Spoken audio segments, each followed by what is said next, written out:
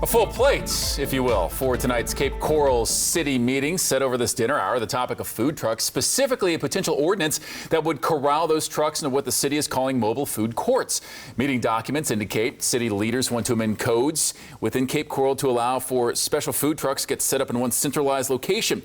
The plan's in the very early stages of development. City leaders say they must lay out clear definitions for mobile food vendors and those mobile food courts before they can make those amendments. And this is not just an idea unique to Cape Coral. Within the last couple of hours, a citizen-led board in Fort Myers okayed a local business owner's idea for a food truck park right off of McGregor. So Fox 4's Elise Chingari is live at where this new food truck park will be after spending all afternoon in that meeting today. And Elise, some excitement on this, as that meeting, though, was not easy. Still plenty of details to reach that point. Good evening. Yes, my photographer Kevin and I were inside of that meeting at City Hall. It took hours. I mean, there was an entire presentation of what the food truck park will look like off of McGregor Boulevard. And now we also heard from architects, landscape architects, again, the entire presentation. We also heard from a few neighbors who live here along McGregor Boulevard, as well as the owners of Bruno's of Brooklyn. You can imagine their excitement as it was all approved here just within the last hour and a half. And here's more of what we heard from that meeting today.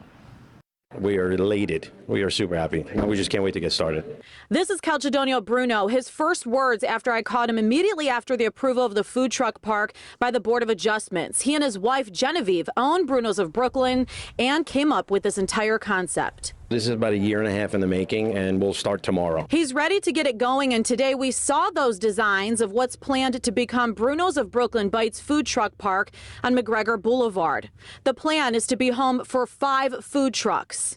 I think this is a tremendous idea. Bring something that is a contemporary concept into a historic and beautiful landscape, and I think it'll mesh well together. There was a lot of support at the public hearing where people wore these black t-shirts to show their approval. At the same time, another person brought up questions of noise, hours, and the biggest question that honestly took almost the entire hearing, parking. I think these are things we can work through.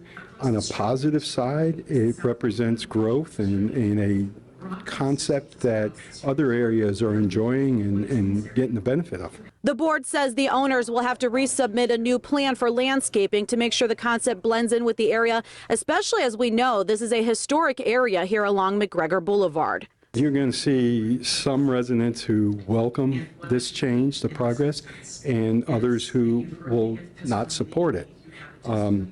There's a balance, and we are a growing city, we are changing, and we have to grow with the times.